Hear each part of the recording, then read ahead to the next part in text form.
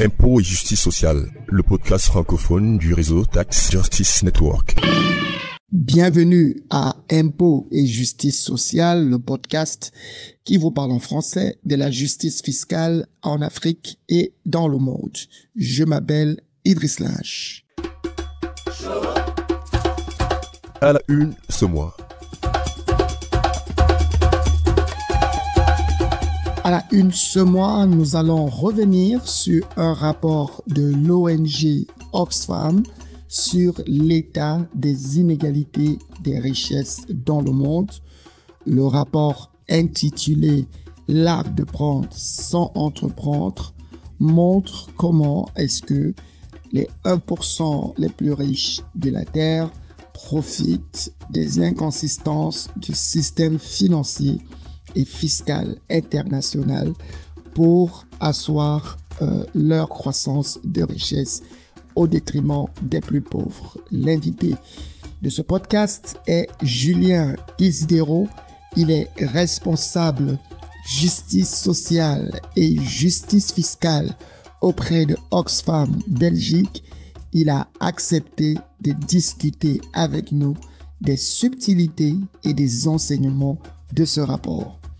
Mais avant cela, nous allons partager avec vous une petite connaissance sur le reporting pays par pays des comptes financiers des multinationales.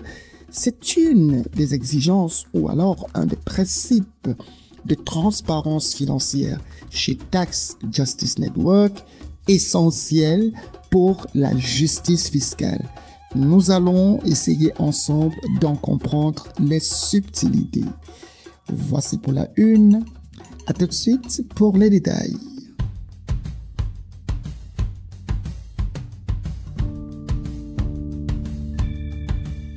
Madame, Monsieur, bonjour et bienvenue de nouveau à ce podcast du mois de mars 2025 sur la justice fiscale et la justice sociale. Permettez qu'aujourd'hui nous parlions ensemble d'un des piliers essentiels de notre plaidoyer pour la transparence et la justice fiscale. Il s'agit du reporting pays par pays des multinationales, particulièrement sous le prisme de l'Afrique.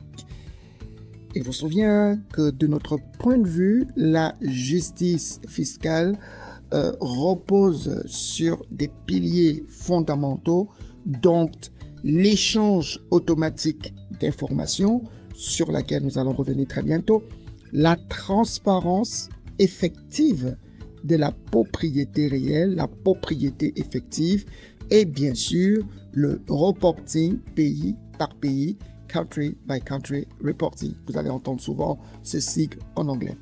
Ces piliers constituent ce que nous avons appelé à la base les ABC de la transparence fiscale, indispensables pour lutter contre l'évasion fiscale et les flux financiers illicites qui privent les pays africains de ressources importantes pour financer son développement, ou alors pour financer le développement de la région. Le reporting pays par pays, c'est déjà quoi? C'est un mécanisme de transparence qui oblige les multinationales à dévoiler leurs activités financières dans chaque pays où elles opèrent. Concrètement, il s'agit de publier des informations détaillées sur leurs bénéfices, le nombre d'employés, les impôts payés et les actifs détenus dans chaque juridiction. Et vous allez me demander pourquoi c'est important. C'est important parce que sans cette transparence, les multinationales peuvent facilement transférer les bénéfices vers les paradis fiscaux. On parle en anglais de profit shifting, transfert des bénéfices. Faisons ici apparaître artificiellement peu ou pas de profit dans les pays où elles exercent réellement leurs activités économiques et très souvent c'est le cas en Afrique. Alors, bien que ce soit Tax Justice Network qui, le premier en 2023, avait posé ce principe et avait mené le plaidoyer pour convaincre la communauté des acteurs du système financier, l'OCDE, l'Organisation pour la coopération et le développement, nous ne le dirons jamais assez, une entité soutenue par le club des riches, des 20 pays les plus riches de la planète, les 19 pays en fait, plus l'Union européenne, a, à travers son projet appelé BEPS, Based Erosion and Profit Shifting, introduit le reporting pays par pays comme l'un de ses 4 standards minimum. Selon l'action 13 de ce projet BEPS, les grandes multinationales doivent fournir aux autorités fiscales des informations sur la répartition mondiale de leurs bénéfices. Cependant, et Tax Justice Network l'a toujours mentionné, l'approche de l'OCDE présente quelques limitations, mais des limitations majeures. La première est la confidentialité excessive. Les rapports pays par pays ne sont partagés qu'entre administrations fiscales ou encore des autorités compétentes et restent confidentiels. Le public, les journalistes, les chercheurs et la société civile n'y ont pas accès, ce qui est un problème. Deuxièmement, le seuil d'application est trop élevé. On parle des multinationales dont le chiffre d'affaires annuel dépasse 750 millions d'euros. Or, dans beaucoup de cas, il y a des multinationales qui sont logées dans des juridictions à très faible imposition et qui n'ont pas ce seuil de chiffre d'affaires. La troisième chose, c'est une mise en œuvre inégale. De nombreux pays africains n'ont pas forcément les ressources et les capacités techniques qu'exige l'OCDE pour mettre en œuvre son standard de reporting pays par pays ou encore exploiter les données qui en sont reçues. Évidemment, la quatrième limite est la conséquence des 3 premières. Les pays ne peuvent recevoir ces informations que s'ils ont signé des accords spécifiques en respectant des conditions de confidentialité, ce qui exclut de facto de nombreux pays africains. Alors, quelle est l'approche de Tax Justice Network?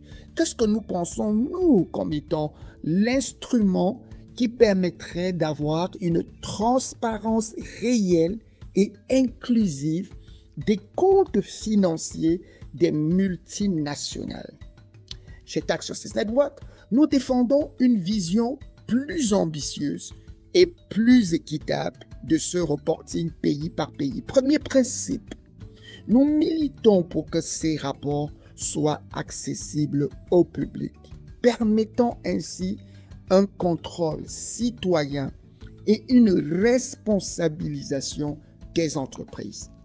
Nous recommandons aussi d'abaisser significativement le seuil pour inclure davantage d'entreprises multinationales.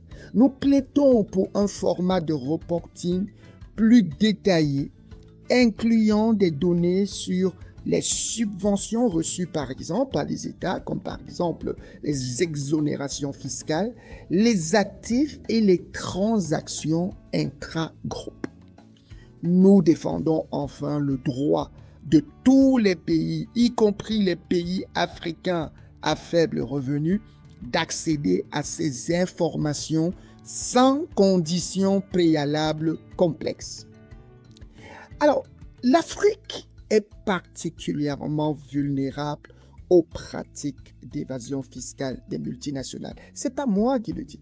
Le FMI lui-même l'a dit, que rien que dans le secteur minier, nous perdons jusqu'à 970 millions de dollars d'impôts que nous aurions pu collecter au sein des entreprises minières. Nous ne parlons pas de toutes les autres entreprises.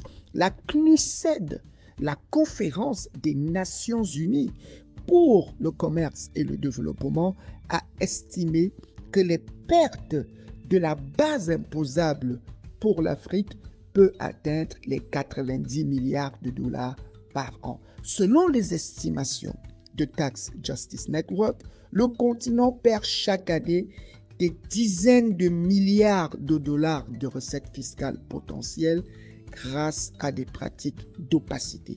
Et comme on l'a vu, le standard de l'OCDE ne répond pas adéquatement aux besoins spécifiques des pays africains. Ces besoins sont lesquels? De nombreux pays africains n'ont pas forcément toujours les ressources humaines et techniques pour analyser efficacement les données complexes des rapports pays par pays. La communauté internationale doit assister l'Afrique, tout comme les autres pays du Sud, à avoir ces capacités.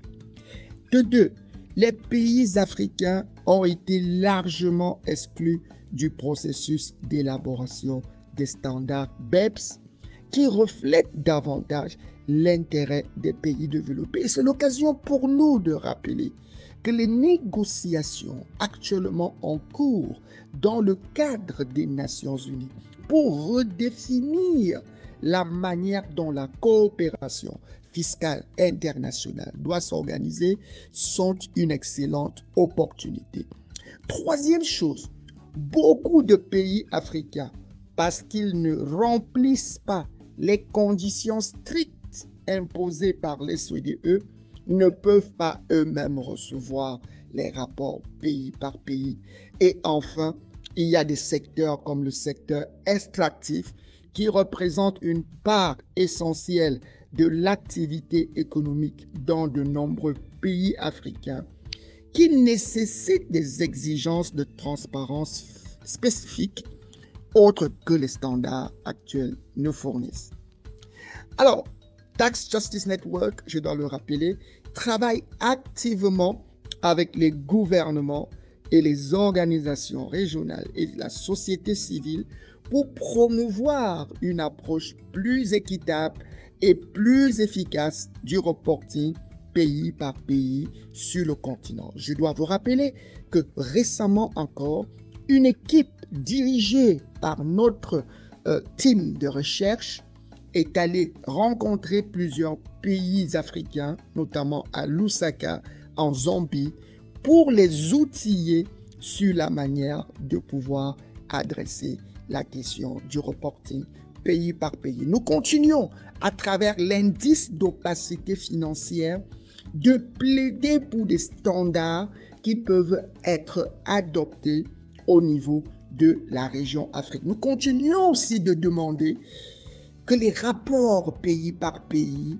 des multinationales soient rendus publics afin que tous les citoyens, afin que toutes les personnes intéressées puissent pouvoir exploiter ces données, et cela va renforcer la redevabilité des entreprises et garantir une répartition des bénéfices et des impôts selon une formule unique. Et enfin, nous exigeons que lorsque les négociations se passeront à l'ONU, qu'on ne passe pas par le consensus qui consiste à diluer les intérêts parfois des plus faibles, mais qu'on inclue pleinement les pays africains dans le processus des décisions sur les normes fiscales internationales. Alors, je me résume, le reporting pays par pays n'est pas qu'une question technique, c'est un enjeu de justice économique et de justice sociale au niveau mondial.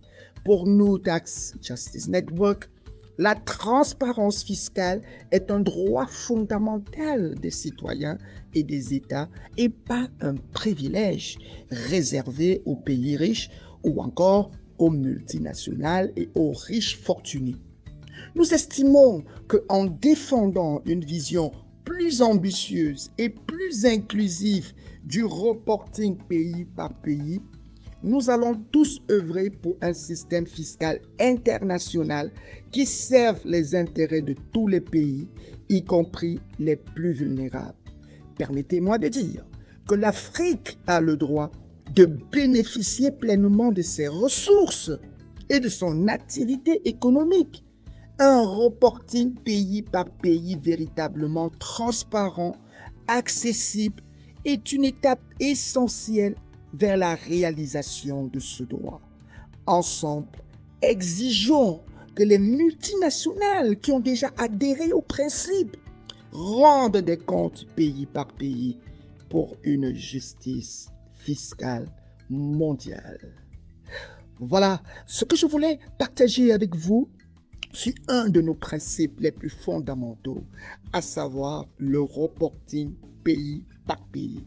Parlons toujours de justice, d'inégalité et de transparence fiscale avec notre invité, un expert de chez Oxfam, avec qui nous discuterons de l'inégale répartition des richesses et de comment l'injustice fiscale et le manque de transparence contribuent à renforcer cet aspect. L'invité du jour.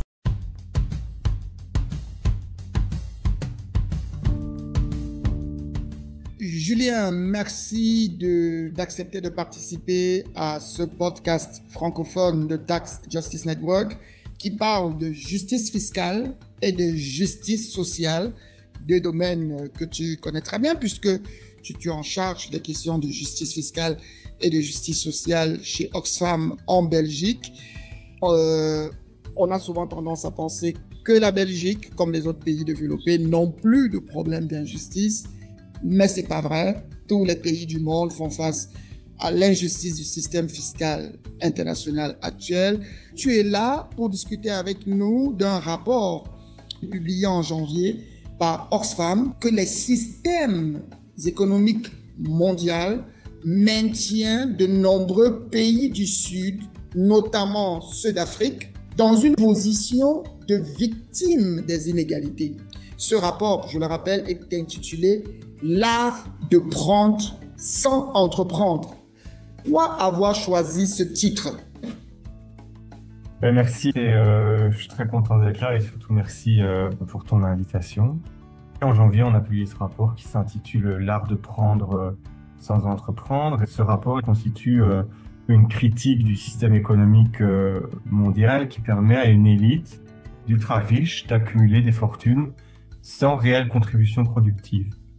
Donc, un des constats qu'on met en avant dans ce rapport, c'est la mainmise d'une poignée de milliardaires sur l'économie mondiale qui a atteint des sommets qu'on pensait autrefois inimaginables. Rien qu'en 2024, ces milliardaires ont accumulé plus de 2000 milliards de dollars. Non seulement le taux d'accumulation de la richesse des milliardaires s'est accéléré, mais on constate que leur pouvoir s'est également accru. Leur pouvoir politique, leur influence sur les élections en dehors de tout cadre légitime ou démocratique. L'exemple le plus emblématique, évidemment, c'est les États-Unis, mais ça se passe ailleurs. Et donc, on constate dans notre rapport actuel, au rythme auquel l'extrême richesse augmente, on pourrait voir le premier trillionnaire apparaître dans 5 ans. Donc, la première personne, le premier individu qui aurait une fortune de 1000 milliards de dollars, c'est complètement insensé, c'est complètement fou. Pendant ce temps, le nombre de personnes qui vivent dans la pauvreté est resté le même depuis 1990. Donc, on a vu, certes, depuis 1990, une diminution de l'extrême pauvreté dans le monde, mais la pauvreté elle-même n'a pas diminué. Près de 3,6 milliards de personnes vivent dans la pauvreté aujourd'hui. C'est le même nombre de personnes qu'en 1990. Aujourd'hui, ça représente 44% de l'humanité. Et en parallèle, les 1% les plus riches de la planète, situés dans les pays du Nord, possèdent 45% des richesses. La richesse, elle n'est pas seulement massive, elle est aussi largement non méritée. Et c'est un peu l'analyse de notre rapport. C'est pour ça qu'on l'a intitulé, l'art de prendre sans entreprendre. C'est parce que selon nos calculs, 60% de la richesse des milliardaires provient aujourd'hui de l'héritage, de situations d'entreprises monopolistiques ou bien de liens de connivence. Par exemple, la personne la plus riche d'Afrique détient un quasi-monopole sur le ciment au Nigeria et un pouvoir de marché sur l'ensemble du continent africain qui lui permet d'amasser des fortunes. Tous les milliardaires de moins de 30 ans qui ont hérité de leur fortune en 2024 ont hérité de leur fortune en 2024. Aucun milliardaire de moins de 30 ans ne s'est bâti sur l'entrepreneuriat. Donc on voit vraiment l'émergence d'une nouvelle forme d'aristocratie à travers le monde, qui se base aussi sur des fortunes qui sont héritées du passé colonial. Et donc un élément qu'on met en avant dans notre rapport, c'est aussi cette dynamique d'extraction des richesses entre le nord et le sud. On estime que les plus riches, qui se situent dans les pays riches comme les États-Unis, le Royaume-Uni, la France, ont ponctionné 30 millions de dollars par heure des pays du Sud par l'intermédiaire du système financier mondial.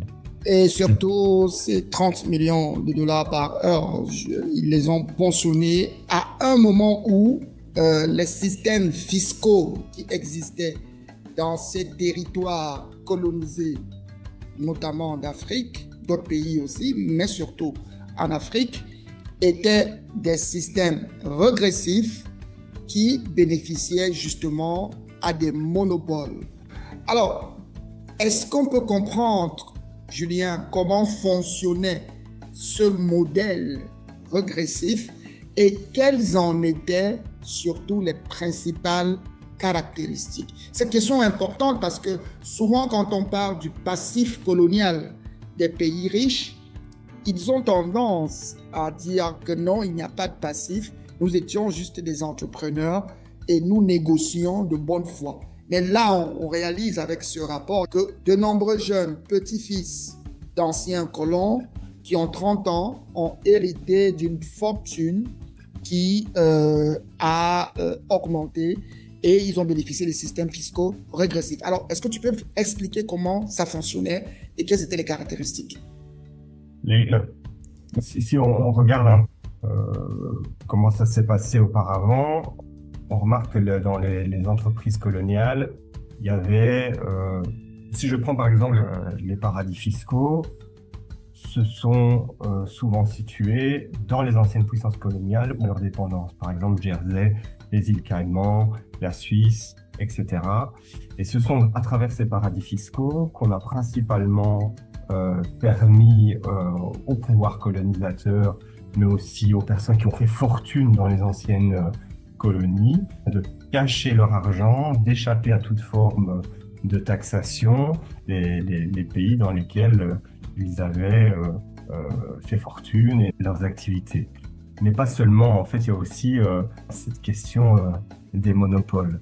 Et par exemple, dans les pays du Sud, et particulièrement dans les pays africains, il y a des industries extractives dans le pétrole, dans les minerais, il y a aussi l'agriculture.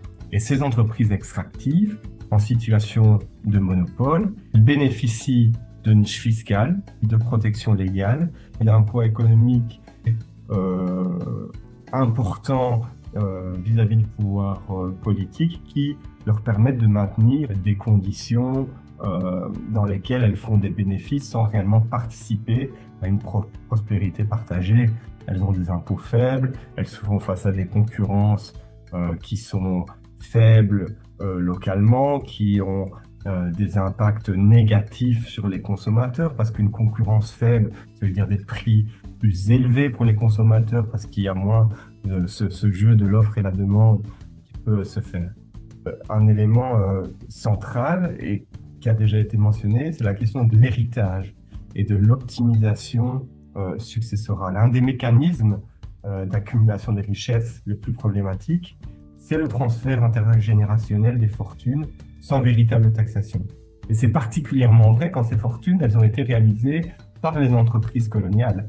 Aujourd'hui, 2/3 des pays ne taxent pas les héritages des plus riches. Et donc ça permet ce transfert massif de richesses de génération en génération, sans contribution fiscale équitable. Et ça induit le fait que pour devenir riche, le principal facteur, c'est la loterie de la naissance.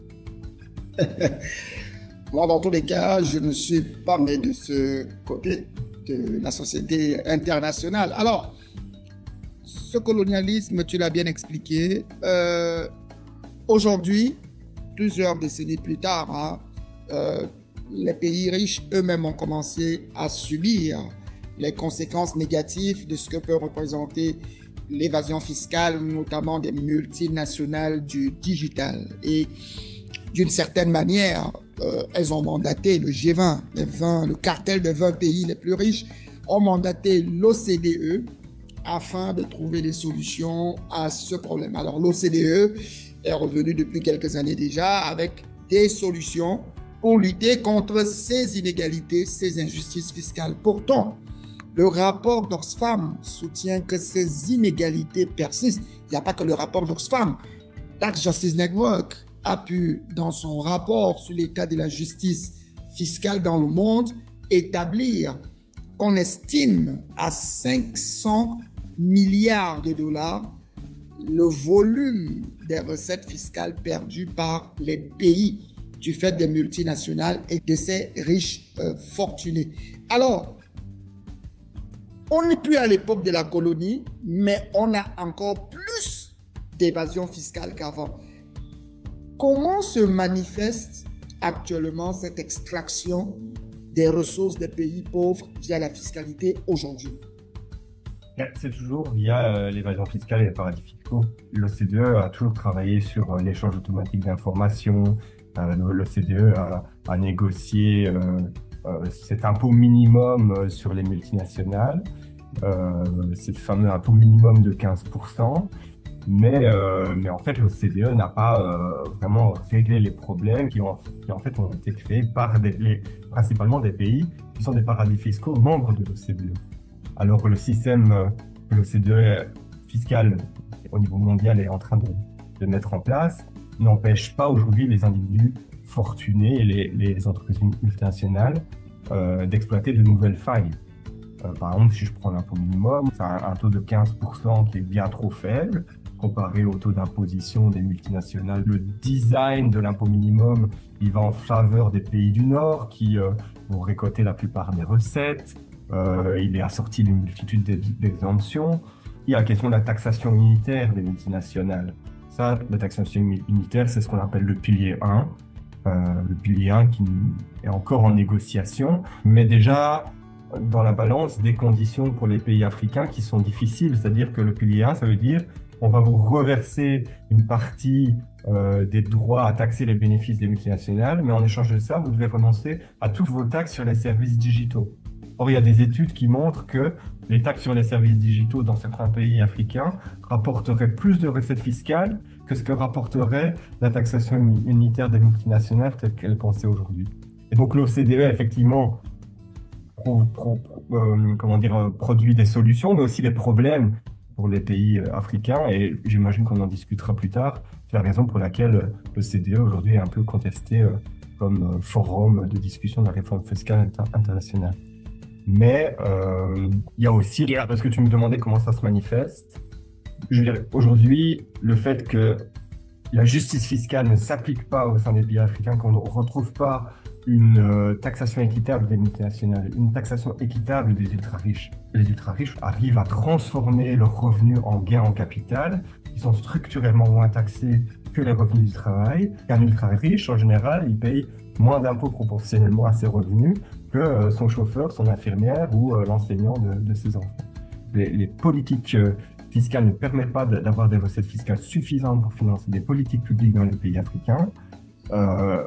On voit que ça génère des contraintes budgétaires à cause des politiques d'austérité qui empêchent les pays de mettre en œuvre des politiques publiques progressistes. Par exemple, 44 pays africains sur 47 qui sont aujourd'hui bénéficiaires des prêts FMI et de la Banque mondiale ont dû réduire leurs dépenses en éducation, en santé, en protection sociale au cours des 2 dernières années. Ça, c'est problématique. Et un autre élément problématique, c'est de se dire, une fois qu'on a réussi à lever ces recettes fiscales, qu'est-ce qu'on fait de cet argent?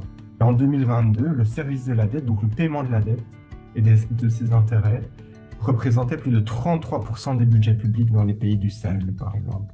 C'est 3 fois plus que les dépenses en éducation, 10 fois plus que les dépenses en santé, et jusqu'à 36 fois plus que les dépenses consacrées à s'adapter au changement climatique. Et je dois dire que justement, cet argent, cette fortune en cash des ultra-riches qui est recyclé dans l'investissement en capital, en effet, est de nature à accentuer les inégalités. Le manœuvre ordinaire est obligé de payer une TVA de 19% pour ce qui est le cas des pays de l'Afrique centrale, ou encore de payer un impôt sur le revenu des personnes physiques de l'ordre minimum autour de 18-20%, et que celui qui a investi en capital, soit en portefeuille, soit sur de la dette, ne paye que 10% sur les dividendes, qui sont pourtant une forme de revenu, on peut très bien comprendre pourquoi les inégalités se creusent. Votre rapport a mentionné un ensemble de choses qui peuvent être faites, notamment parce que beaucoup de gens évitent l'impôt, non seulement par des montages juridiques complexes, mais aussi en utilisant les juridictions opaques pour dissimuler leur fortune de la possibilité d'une base d'imposition. Et aujourd'hui, on pense qu'avec des mécanismes comme le change automatique d'informations, une plus grande transparence sur les bénéficiaires effectifs, et pour les multinationales, une publication du reporting des performances financières pays par pays, accessible à tout le monde, peut être un début, du moins chez Tax Justice Network, on le pense. Mais aujourd'hui se pose notre problème, Julien, c'est celui de l'assistance à la récupération des impôts que les Africains revendiquent. Beaucoup de ces pays, par une petite tricherie, n'ont pas signé la convention d'assistance à la récupération des impôts. Et ça peut être problématique. Peut-être qu'il faudrait commencer à réfléchir sur comment remettre cet argent aux pays africains sans aucune condition. Que penses-tu de ça, de ta position? Oui, merci pour la question. Je suis tout à fait d'accord avec toi. Au niveau d'Oxfam, on fait la même analyse. Donc aujourd'hui, il y a eu des avancées en matière de transparence fiscale. Ça permet un échange d'informations approfondi entre les pays. Mais après, il faut que les moyens soient mis en œuvre pour parvenir à exécuter les décisions. Et tu mentionnais les juridictions opaques. Moi, j'ai envie de dire que tous les pays dans le monde, même les pays du Nord, ont intérêt à augmenter la transparence fiscale aujourd'hui. Donc il y a 3 catégories d'acteurs qu'on retrouve dans ces juridictions opaques. C'est les ultra-riches qui évitent l'impôt, c'est les multinationales qui évitent l'impôt, et c'est les criminels qui blanchissent de l'argent. Tout le monde a intérêt aujourd'hui à lutter contre ces juridictions opaques. La transparence sur les bénéficiaires effectifs, c'est essentiel pour savoir qui se cache derrière les sociétés qui permettent à des fortunes privées et des entreprises d'échapper à l'impôt et de ne pas participer à la solidarité qui crée leur prospérité. Ça, c'est aussi super important pour les décideurs politiques de savoir quand il y a une multinationale qui est active dans leur pays, qu'est-ce que c'est le reporting pays par pays? C'est simplement qu'une multinationale doit divulguer le montant de bénéfices qu'elle fait dans les pays où elle est active et le montant d'impôts qu'elle paye. C'est aussi simple que ça. Pour les décideurs politiques, c'est super important d'avoir ces données pour pouvoir mener des politiques fiscales qui sont éclairées. Et pour les citoyens aussi. Tu as mentionné l'échange automatique de renseignements entre les administrations.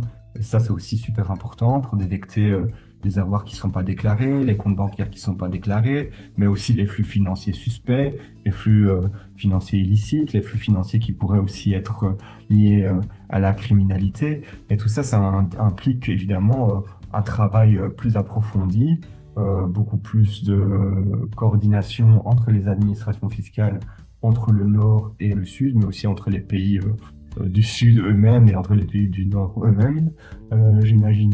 On vous rejoint totalement sur ces questions parce qu'elles sont essentielles. La transparence fiscale, la justice fiscale, pardon. Sans transparence fiscale, c'est impossible. La justice fiscale sans assistance à la récupération des impôts perdus. Ouais. Et Complètement. Julien, alors votre rapport, le rapport d'Oxfam, mentionne également les négociations en cours à l'ONU pour adopter un cadre de coopération fiscale plus inclusif et équitable. Le processus a commencé. Il faudra être patient parce que voilà, c'est souvent perçu différemment lorsque une organisation basée dans le Nord émet des avis On a parfois l'impression qu'ils ne comprennent pas toujours les priorités locales, mais selon vous, quelles seraient les priorités sur lesquelles la société civile et les gouvernements du Sud, notamment Sud-Afrique, où vous avez une grande présence, doivent pouvoir actionner davantage le plaidoyer pour éviter que ne se reproduisent les cycles coloniaux et néocoloniaux actuels de pillage de leurs ressources, et aussi pour garantir que les négociations à l'ONU protègent véritablement les revenus du continent pour l'aider à pouvoir financer son développement durable et permettre à ces populations d'accéder à leurs droits les plus fondamentaux. Peut-être cette nouvelle convention cadre des Nations Unies qui normalement devrait voir le jour en 2027 et porter sur les questions de coopération fiscale, c'est quand même quelque chose d'historique. Le fait qu'on en discute aujourd'hui, pour rappeler, c'est une réaction des pays du Sud et grâce au leadership des pays africains contre le cadre de négociation de l'OCDE qui mettait les différents pays dans des positions extrêmement inégales sur le plan de la négociation. Aujourd'hui, on a la possibilité d'entrevoir un forum, celui de l'ONU, où chaque pays pourrait discuter sur un pied d'égalité les questions de réforme de la fiscalité internationale. On aurait des COP de la fiscalité, comme on a des COP sur le climat. Et donc ça, c'est vraiment un élément, à mon avis, positif. C'est une opportunité pour les pays du Sud et pour la société civile au sein des pays du Sud, et des pays africains en particulier, de faire entendre leur voix et d'implémenter un cadre qui répondra à leurs priorités. Et donc, c'est, à mon sens, les priorités qui devraient un peu émerger dans cette négociation, c'est il faut qu'on retrouve un principe d'imposition équitable des multinationales. Parce que le processus discuté au niveau de l'OCDE, il est insuffisant, il a ses limites. Et donc maintenant, on a la possibilité de renégocier une taxation unitaire au niveau de l'ONU. Ce serait quelque chose d'important, de reparler du principe même de présence économique significative des entreprises. Ce principe selon une présence fiscale est créée dans un pays lorsqu'une entreprise, même si elle n'est pas résidente dans ce pays, exerce une activité économique substantielle et durable. Un autre élément important, c'est qu'on doit pouvoir parler de l'évasion fiscale des individus les plus fortunés.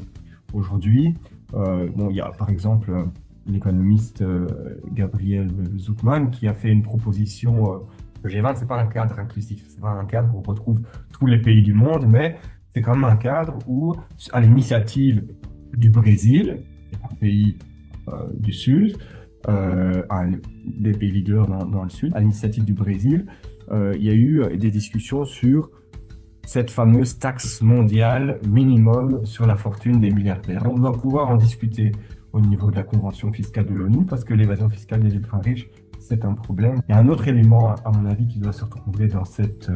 et après, j'ai encore deux petits éléments, mais ce sera tout, j'irai très vite. Un autre élément, c'est la question de la transparence et de l'échange d'informations à des fins fiscales. C'est super important. La lutte contre les flux financiers illicites, elle doit être prise en compte dans ces discussions, parce que je pense qu'on s'accordera pour dire que c'est vraiment déterminant pour les pays africains. La transparence dans la propriété et le contrôle des sociétés, de toutes les entités juridiques qui peuvent détenir des actifs, ouvrir des comptes bancaires, etc. C'est essentiel pour déterminer où circulent les flux financiers illicites et qui les déplacent. C'est une question qui doit être traitée dans cette convention. Il faudra pouvoir tenir compte de la dimension du climat et de l'action climatique, et donc trouver des sources de financement innovantes pour soutenir l'action climatique et parvenir à ce que les systèmes fiscaux dans le monde soient alignés sur les objectifs mondiaux en matière de climat et d'environnement. Et un tout dernier élément qui, à mon avis, est essentiel, c'est qu'on va cesser de discuter de la fiscalité comme étant uniquement guidée par l'efficacité économique. Alors, on doit aussi pouvoir discuter dans cette convention de la fiscalité comme étant un moyen d'améliorer les droits humains, de lutter contre les flux financiers illicites, de parvenir à promouvoir l'égalité de genre, de parvenir à lutter pour les droits des enfants, par exemple. Et ça, c'est des discussions qui ont déjà eu lieu au niveau de l'ONU et qui, à mon avis, doivent de nouveau être discutées plus en profondeur au sein de cette nouvelle convention cadre sur la fiscalité.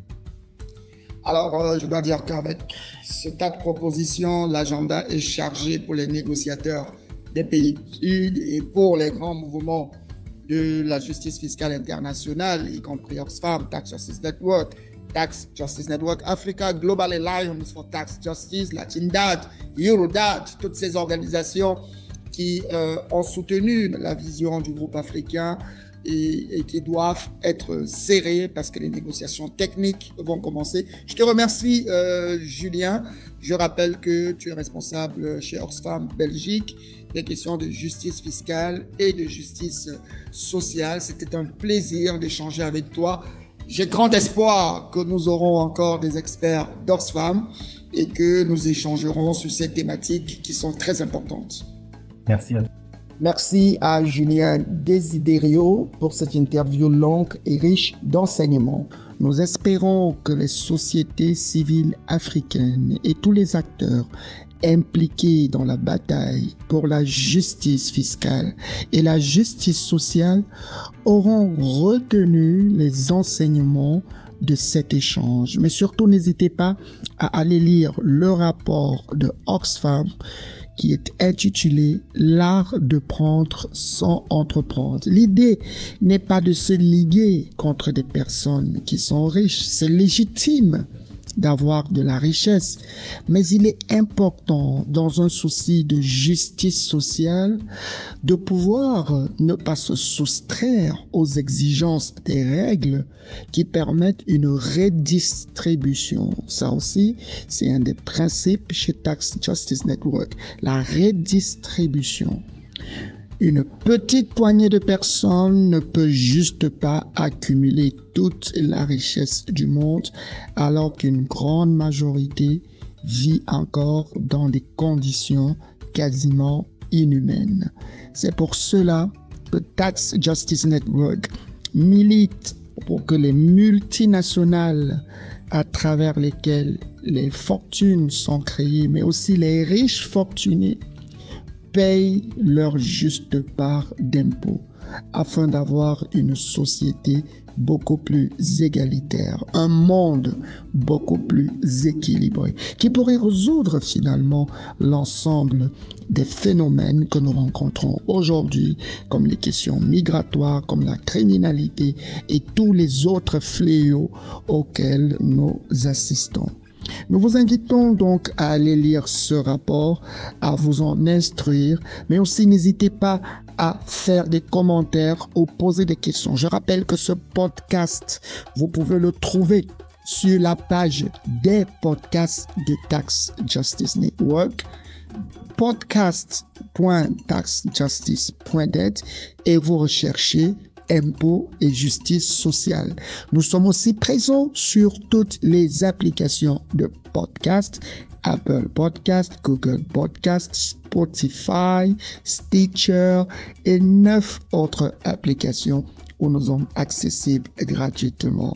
Vous pouvez aussi nous écouter sur YouTube, www.impôts et justice sociale.com, et pour ceux qui veulent interagir avec nous, notre page Twitter, hashtag impôt avec S social, ou encore notre page Facebook impôt et justice sociale. Voilà ce que nous avions prévu pour vous dans le cadre de ce podcast. Nous vous espérons plus nombreux. La prochaine fois, nous aurons un sujet tout aussi palpitant. Il s'agira de la justice fiscale sur la contribution de l'Afrique par rapport à la transition climatique. Oui, le monde est à la dérive, mais oui, l'Afrique peut être une solution, mais oui, nous devons le faire au juste prix et pour le juste développement. Au revoir et à la prochaine.